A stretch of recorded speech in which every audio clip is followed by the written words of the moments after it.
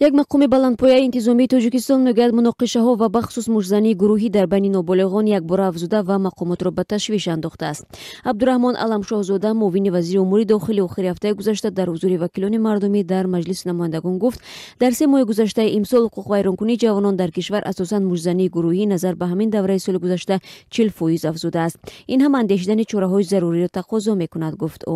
Абдураҳмон Аламшоҳзода дар ин бора охири ҳафтаи гузашта ҳангоми муаррифии тарҳи ислоҳшудаи қонун дар бораи тағйири иловаҳо ба қонун дар бораи масъулияти падару модар дар таълиму тарбияи фарзанд суҳбат кард. Бар асоси ислоҳоте ки ба қонун ворид кардан, аз ин баъд дар Тоҷикистон рафтани ноболиғону ҷавонони то 18 сола ба дискоклуб ва интернет-кафеҳо мамнӯъ аст.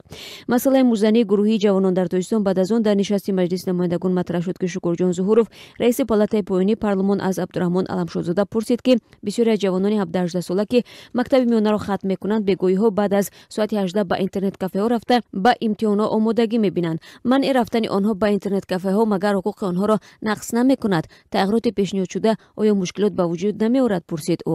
муовини вазири умури дохилӣ дар посух ба ин суол интернет-кафеҳоро як омили зиёд шудани муноқишаҳои гурӯҳӣ дар байни ноболиғон номид ва гуфт, сарчашмаи асосии зӯровариҳои дар байни ҷавонон ба мушоҳидарасанда натиҷаи тарғиби филмҳои дорои амалҳои зӯроварист ки дар интернет-кафеҳо намоиш дода мешаванд. як мисоли дигарро низ мехоҳам таъкид намоям.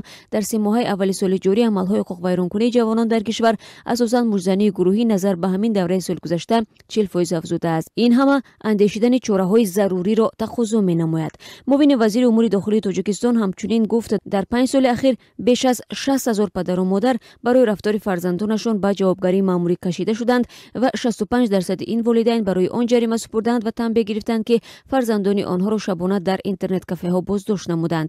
тағйири ислоҳи қонун дар бораи масъулияти падару модар дар тарбияи фарзанд тақрибан 1 моҳ баъд аз он сурат гирифт ки гурӯҳе аз ҷавонону ноболиғон дар шаҳри Душанбе бо ҳам муноқиша карданд ва ба амволи мардум зиён расонданд. рӯзи 28 март 16 нафар дар маҳаллаи маъруф ба номи Гипразем дар шаҳри Душанбе ва наздик ба як қароргоҳи сарбозони Русия бо ҳам ҷангу занозанӣ карда мояи нигаронии сокинони шаҳрак шуданд.